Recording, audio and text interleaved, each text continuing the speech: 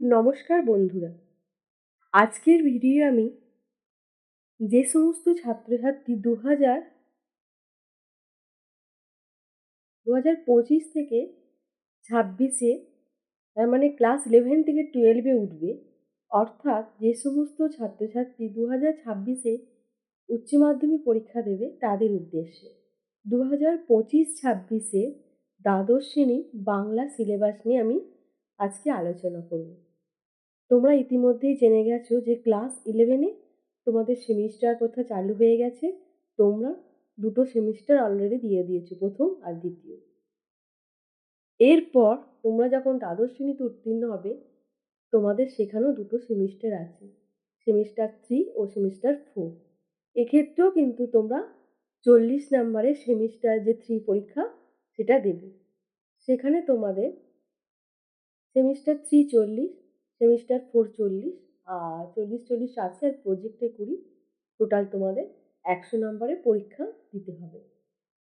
আজকের ভিডিওয়ে আমি তোমাদেরকে যে বাংলা বিষয়ে সেমিস্টার 3-4 যে বিষয়গুলো অন্তর্ভুক্ত হয়েছে সেগুলো সম্পর্কে আলোচনা করে দেব। আশা করছি এই ভিডিওটা তোমাদের কাজে আসবে।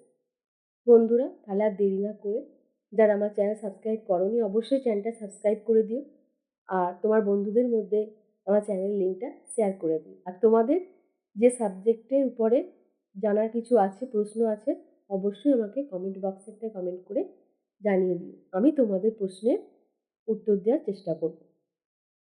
তাহলে বন্ধুরা, আমি তোমাদের শুরু করে দিই। এই যে সেমিস্টার 3 হবে, সেমিস্টার 3 তোমাদের সেমিস্টার 3 পরীক্ষাটাই হবে নভেম্বর মাসে। 2025-এ নভেম্বর মাসে তোমাদের সেমিস্টার 3 পরীক্ষাটা হবে।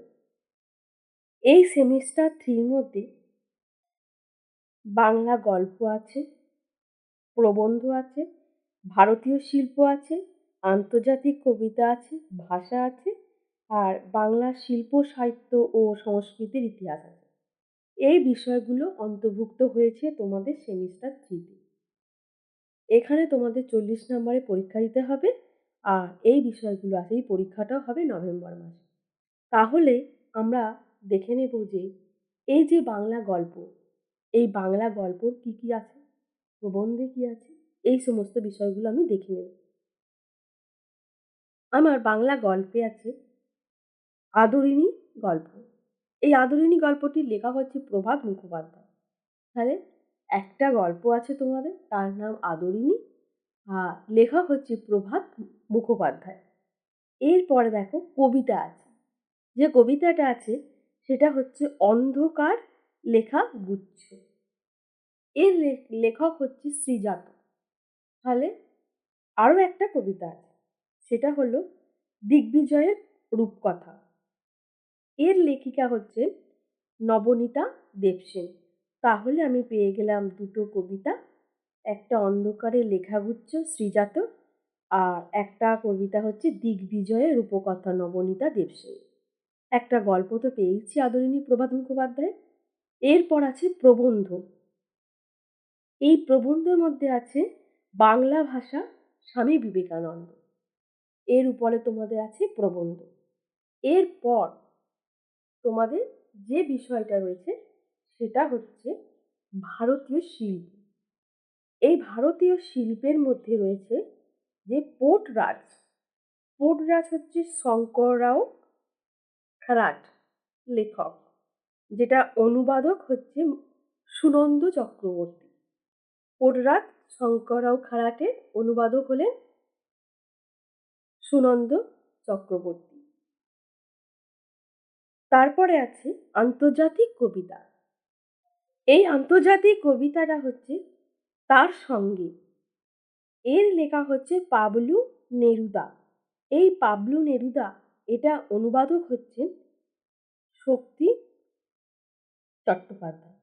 তাহলে তার সঙ্গে পাবলু নেরুদার অনুবাদক হচ্ছে শক্তি চট্টোপাধ্যায়। এরপর হলো ভাষা। ভাষার মধ্যে রয়েছে আমাদের ধ্বনিতত্ত্ব, বাকযন্ত্র, ধ্বনি, স্বর ও ব্যঞ্জন ধ্বনি, যুক্ত ব্যঞ্জন, ধ্বনি পরিবর্তনের কারণ, শব্দভাণ্ডার, শব্দার্থ তত্ত্ব, শৈলী বিজ্ঞানের গোড়ার কথা। এইগুলো রইল আমার ভাষার মধ্যে। এরপর রয়েছে বাংলা শিল্প, সাহিত্য ও সংস্কৃতির ইতিহাস।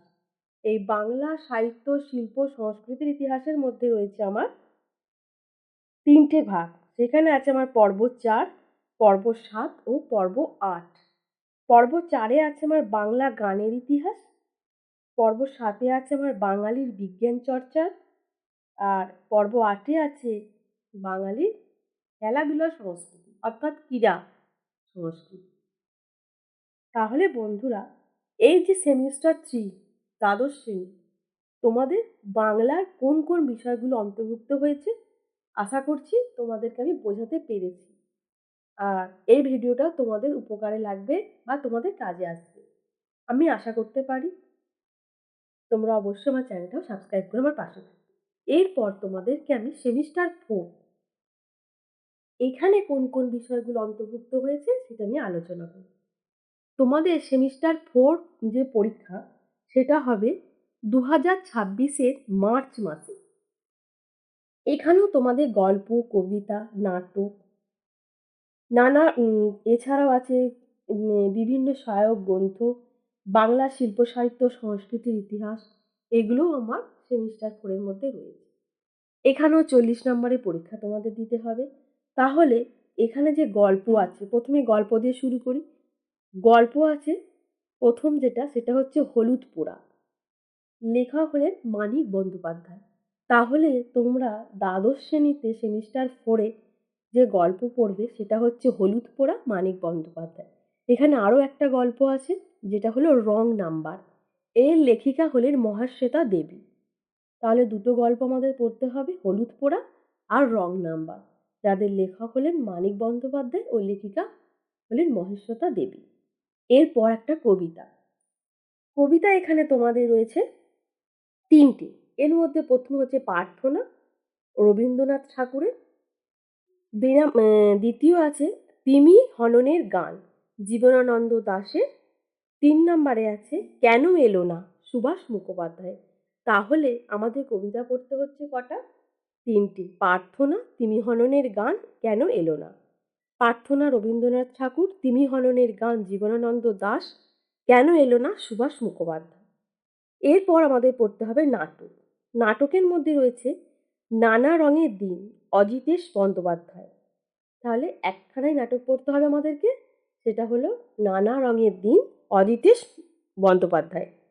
এরপরে আছে পূর্ণাঙ্গ সহায়ক গ্রন্থ, সেটা হলো রবীন্দ্রনাথ ঠাকুরের ডাকঘর।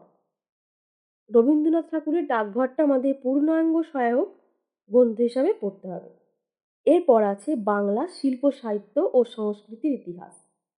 বাংলা শিল্প সাহিত্য সংস্কৃতি ইতিহাসের মধ্যে আমাদের পর্ব 5 ও পর্ব 6 আছে। যেহেতু আমি সেমিস্টার 3-তে পর্ব 4, পর্ব 7 আর পর্ব 8টা পড়েছি, সেই জন্য আমাদের 5-6 পর্বটা বাকি আছে। এই 5-6 পর্ব কিন্তু আমাদের চতুর্থ সেমিস্টারে পড়তে হবে। পর্ব 5-6-এর মধ্যে পর্ব 5-এ আছে বাংলা চিত্রকলার ইতিহাস, আর পর্ব 6-এ আছে বাঙালির চলচ্চিত্রের ইতিহাস। পর্ব তাহলে 5-এ রইল বাংলা চিত্রকলার ইতিহাস, আর পর্ব 6-এ রইল বাঙালির চলচ্চিত্রের ইতিহাস।